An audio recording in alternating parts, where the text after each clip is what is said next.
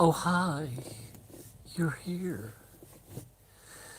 We'll see how long. There's been terrible signal on the phone lately, so we'll see how long this lasts without being interrupted. I hope you're all keeping well.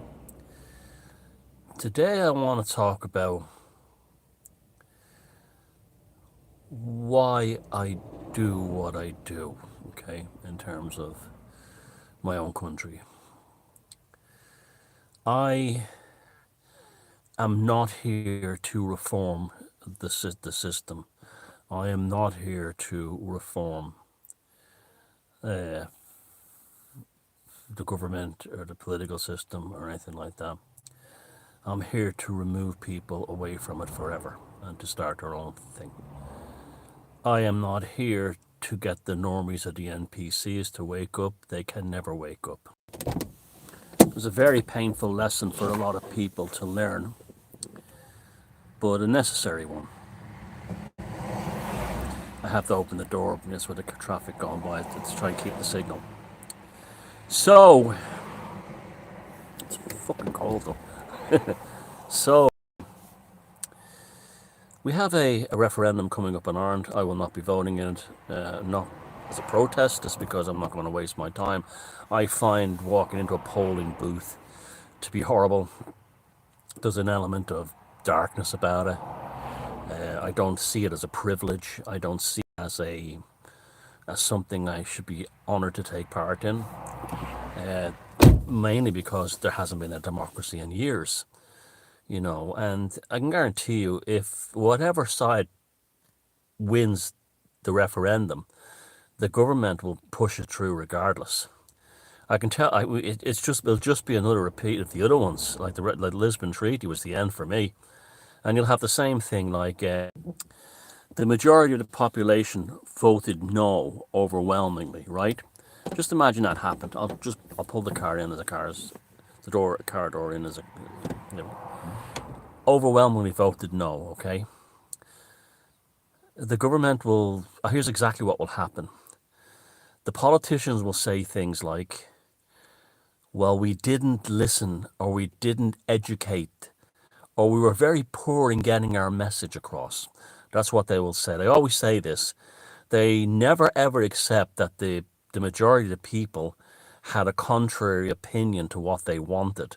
It will always be, well, we have we were very poor in presenting our case to the public, and this is why they voted no.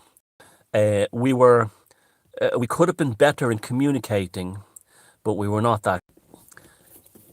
And the newspapers will frame it in the context of that the government misread the population incorrectly, and that the politicians quoted will be saying the things I said.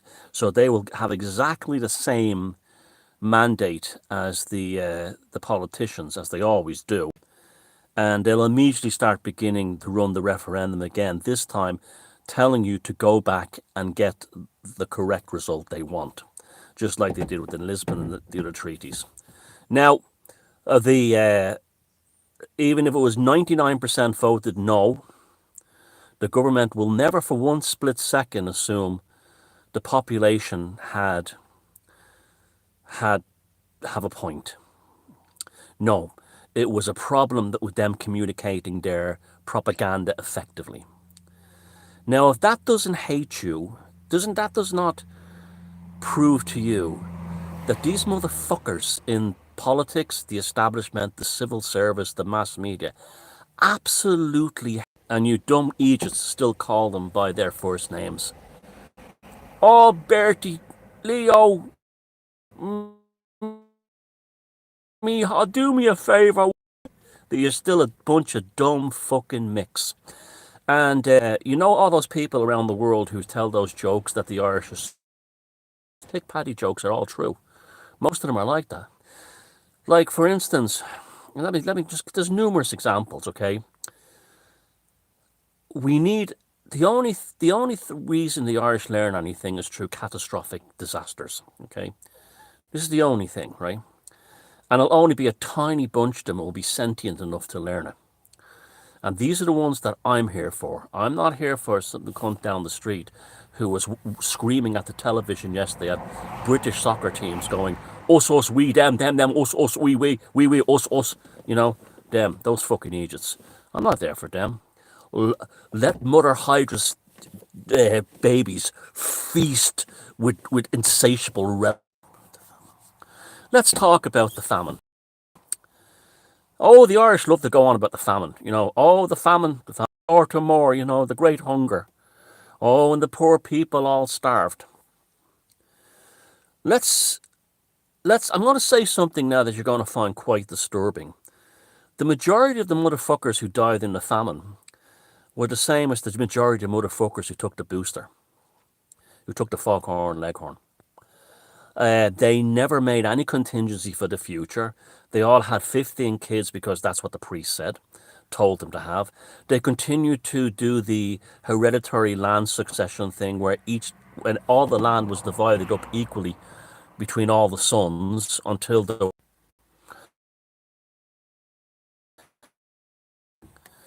15 and 15, 15 and 15, you know, a family of 15 kids and the parents in a tenement, and not once did any of them think maybe we shouldn't have this many kids.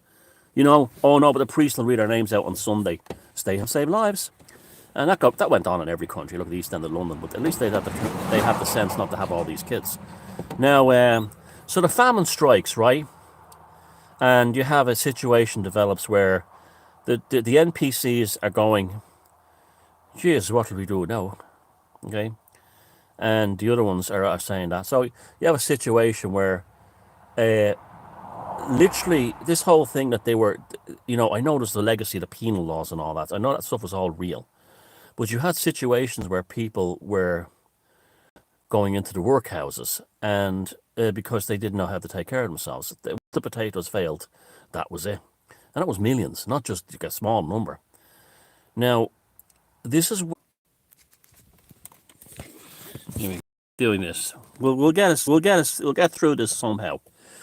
So the famine happens. A load of them drop dead.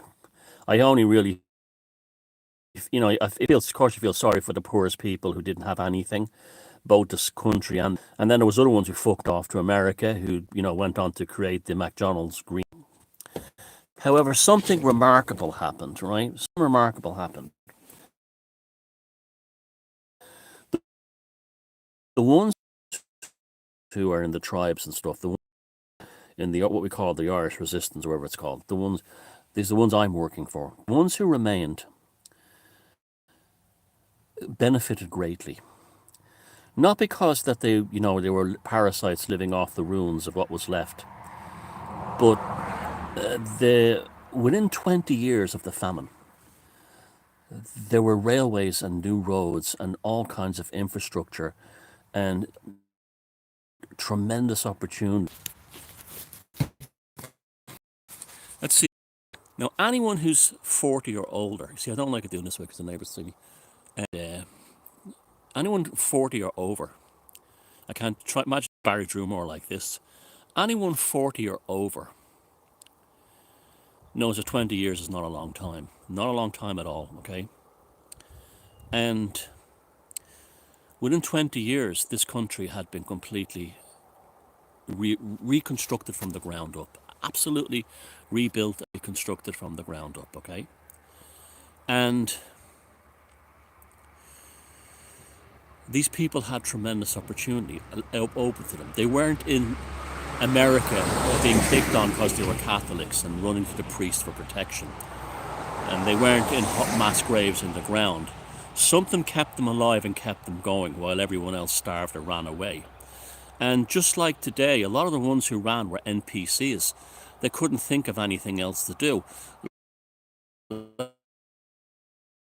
Going, not because, well, when I fucked off to America when I was basically a teenager, just out of teenagers, I went for a sense of adventure. I wanted a piece of the American, magic. I wanted to see New York. I want the ones that are going to Australia now, and the ones that went to America after during the late 80s after I went.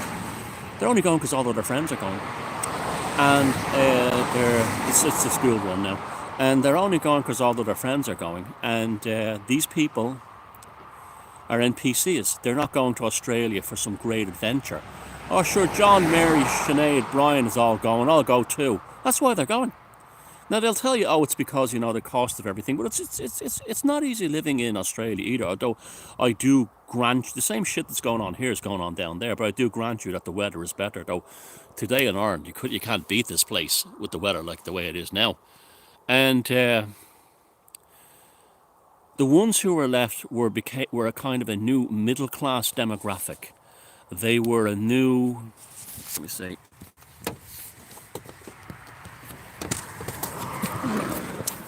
You see, ever since I had my accident, it's been very difficult for me to stand for long periods until it gets better. So the demographic that remained, something very interesting happened. They really improved their lot in life. They really got their lives together, and a whole new middle-class Irish demographic emerged from the rural communities that were devastated and from the urban communities that were devastated. And these people did something remarkable.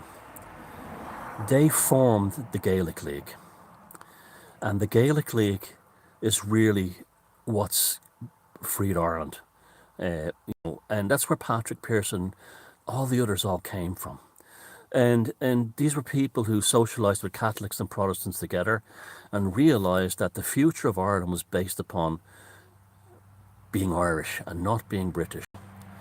And these people, within a very short time, who were considered a bunch of the oddballs, they would have been the tribe of their time. They did remarkable things in this country, absolutely remarkable things, okay?